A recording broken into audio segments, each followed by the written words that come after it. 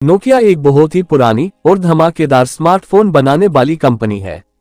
अब नोकिया अपना एक और धांसू स्मार्टफोन मार्केट में लॉन्च करने जा रहा है।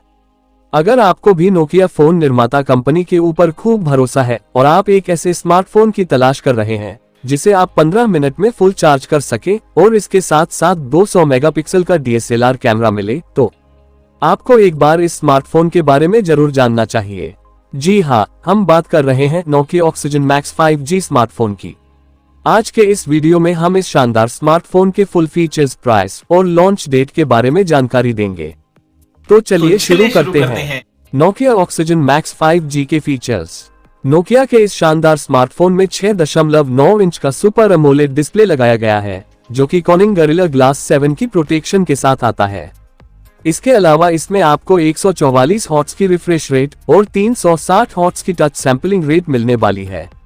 इसके अलावा डस्ट और वाटर रेजिस्टेंस के लिए IP67 दिया जाएगा। अगर मोबाइल की सिक्योरिटी की बात की जाए तो इसमें आपको फिंगरप्रिंट सेंसर और फेस ID जैसे फीचर देखने को मिल जाते हैं।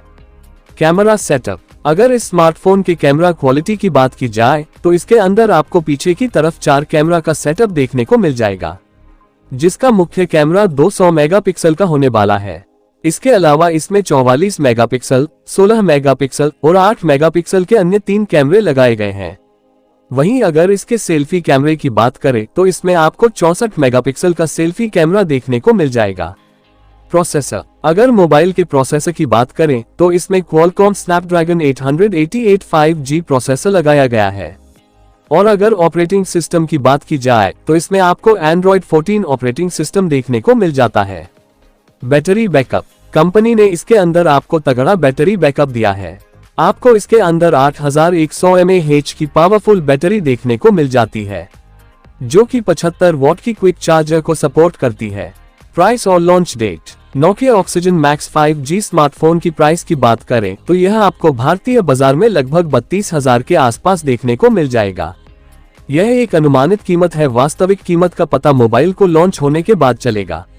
और बात करें लॉन्च डेट की तो इस साल के अंत तक पेश किया जा सकता है।